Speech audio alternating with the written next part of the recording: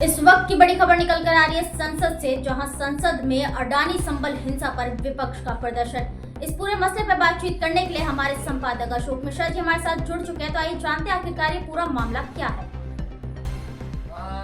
देखो, संसद शीतकालीन सत्र जो चालू हुआ विगत 4-5 दिनों से, पिछले हफ्ते में भी विपक्ष के विरोध की वजह से, शोर शराबे की वजह से संसद ठप हो गई।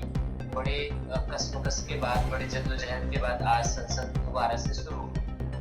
ऐसे में विपक्ष की जो मांगे थी, विपक्ष ने लोकसभा स्पीकर के सामने अपनी मांगे रखी थी कि हमें अपने अपने सवाल पूछने का अधिकार जो है, हमें उसके लिए समय दिया जाए और हमारी बातें सुनी जाए।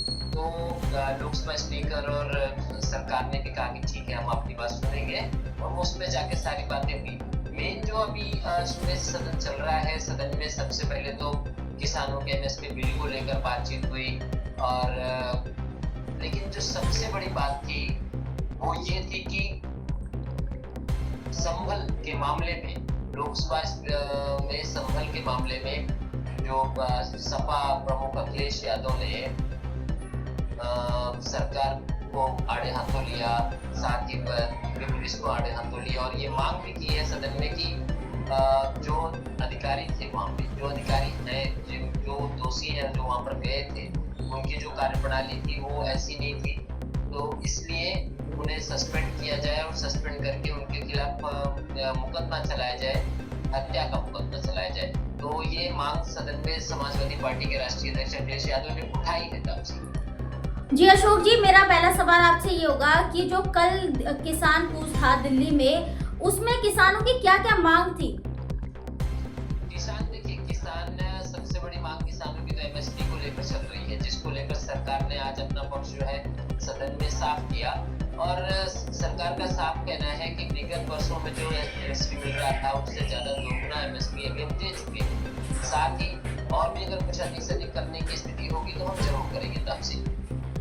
जी अशोक जी, आप ये बताइए कि जो आज 6वां दिन है संसद सत्र का, लेकिन ये संबल और अडानी मुद्दा जो है कभी खत्म नहीं होके दे रहा है, तो क्या लगता है संसद सत्र चल पाएगा अब आगे? देखिए, कल लोकसभा स्पीकर के साथ सभी दलों की बैठक हुई थी, जिसमें आपसी सामंजस्य बनाकर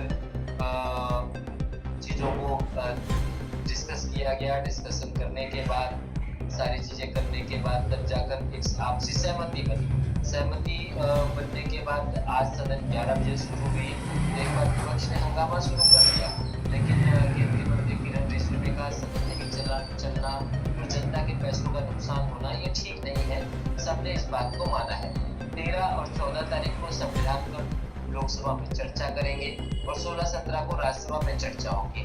कल हम दोनों सदनों में पहला बिल पेश करेंगे। इस तरह की बातों को लेकर जब आपसी सहमति बनी है, उसके बाद ही जाकर आज सदन जो है शुरू हुआ है तब से। जी अशोक मिश्रा जी, आप खबर पर नजर बनाए रखें, मैं आपसे फिर जुड़ूंगी, तब तक के लिए धन्यवाद। शून्यकाल से अखिलेश यादव जी। मैं धन्यवाद देना चाहता हूं अध्यक्ष महोदय आपका। नहीं, हम जो कमिटमेंट करते हैं ना उसको पूरा करते हैं, लेकिन सब दलों के नेताओं की बात में कमिटमेंट होने के बाद भी आप बिल पे आए जो ठीक नहीं है। अध्यक्ष महोदय, कमिटमेंट में, क्रेडिबिलिटी में आपका कोई जवाब नहीं। नहीं, ये निगरान है। लेकिन दाईं तरफ वाले लोगों का थोड़ा हिसाब किताब अलग है। अध्यक्ष महोदय, मैं धन्यवाद देता हूं आपका कि आपने बहुत महत्वपूर्ण घटना पे मुझे बोलने का अवसर दिया है। संभल जो इसलिए जाना जाता था कि भाईचारे के साथ वहाँ रहते हैं लोग, वहाँ अभी से नहीं, सदियों पुराना भाईचारा हजारों साल से इसी तरह रहते आए हैं।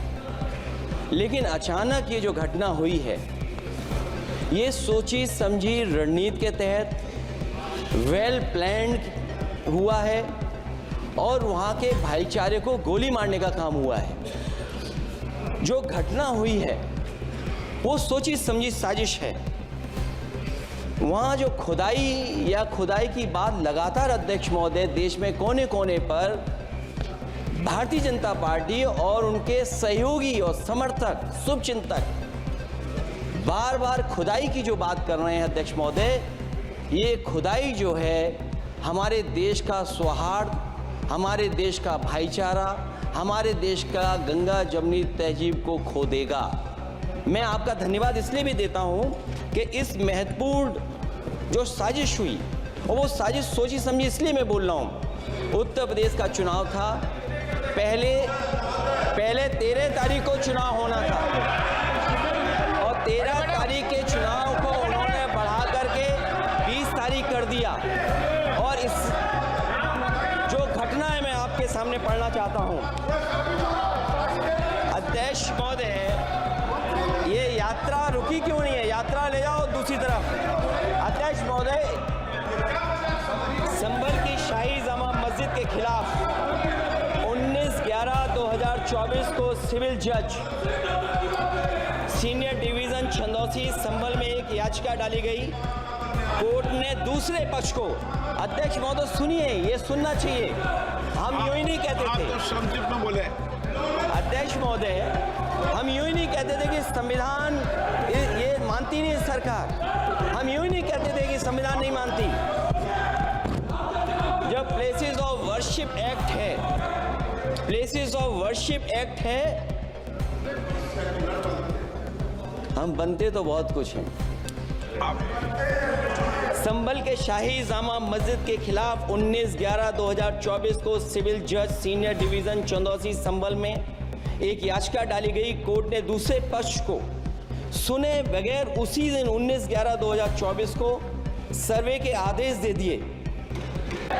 ताज्जुब की बात है, संभल के जिलाधिकारी संभल और पुलिस अधीक्षक संभल आदेश को पढ़े बगैर 2 घंटे के बाद सर्वे के लिए पुलिस बल के साथ शाही जामा मस्जिद पहुंच गए।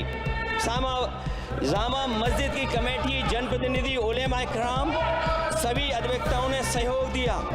जिलाधिकारी संभल और पुलिस अधीक्षक संभल ने 2.5 घंटे सर्वे के बाद कहा सब सर्वे पूरा हो चुका है और अब रिपोर्ट कोर्ट को भेज दी जाएगी।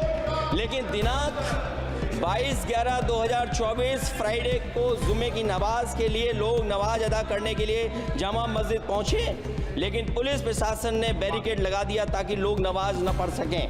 उसके बाद भी लोगों ने संयम बरतते हुए नमाज अदा की और किसी प्रकार का विरोध प्रदर्शन नहीं किया। 29/11/2024 को कोर्ट की अगली तारीख तय थी। शाही जामा मस्जिद की कमेटी और मुस्लिम समाज के सभी लोग कोर्ट में केस की पैरवी के लिए तैयारी कर रहे थे, परंतु दिनांक 23/11/2024 की रात पुलिस प्रशासन द्वारा कहा गया 24/11/2024 यानी अगले दिन सुबह को दोबारा सर्वे किया जाएगा। शाही जामा मस्जिद कमेटी और अधिवक्ता ने कहा कि इस सर्वे तो मुकम्मल हो चुका है, अब दूसरे सर्वे की क्या आवश्यकता है? कोर्ट के आदेश का हमने पालन कर दिया। अगर दूसरे सर्वे कराना है तो दोबारा आदेश करवाएं। कोर्ट के आदेश के बाद हम दोबारा सर्वे करा देंगे। लेकिन जिलाधिकारी संभल और पुलिस अधीक्षक संभल ने कोई सुनवाई नहीं की और तानाशाही दिखाते हुए सुबह के वक्त से पहले शाही जामा मस्जिद आ गए। शाही जामा मस्जिद कमेटी और मुस्लिम समाज के लोगों ने फिर भी धैर्य रखा और दोबारा सर्वे के लिए अंदर ले गए। सर्वे के दौरान करीब 1.5 घंटा बाद जब जनता को सूचना मिली तो वो इकट्ठा होना शुरू हो गए। लोगों ने सर्वे का कारण जानना चाहा तो सर्किल ऑफिसर ने उनके साथ गाली गलौज की और लाठीचार्ज करवाकर बुरी तरह जख्मी कर दिया। इसका विरोध करते हुए चंद लोगों ने पत्थर चलाए, जिसके बदले में पुलिस के सिपाही से लेकर के अधिकारियों तक ने अपने सरकारी और प्राइवेट हथियारों से गोलियां चलाईं, जिसका वीडियो रिकॉर्डिंग है, जिसके एवज में दर्जन लोग गोलियों से घायल हो गए हैं। 5 मासूमों जो कि अपने घर से सामान लेने के निकले थे, उनकी मृत्यु हो गई। संभल का माहौल बिगाड़ने में संभल का माहौल बिगाड़ने में याचिका दायर करने वाले लोगों के साथ पुलिस और प्रशासन के लोग जिम्मेदार हैं। इनको निलंबित किया जाना चाहिए और हत्या का मुकदमा चलाया जाना चाहिए, जिससे कि लोगों को इंसाफ मिल सके और आने वाले समय में कोई इस प्रकार की संविधान के खिलाफ और गैर कानूनी घटना को अंजाम न दिया जा सके। अध्यक्ष महोदय, ये लड़ाई दिल्ली और लखनऊ की है। No please. कभी दिल्ली पहुंचे थे जिस रास्ते, वही लखनऊ वाले उसी रास्ते पहुंचना चाहते हैं।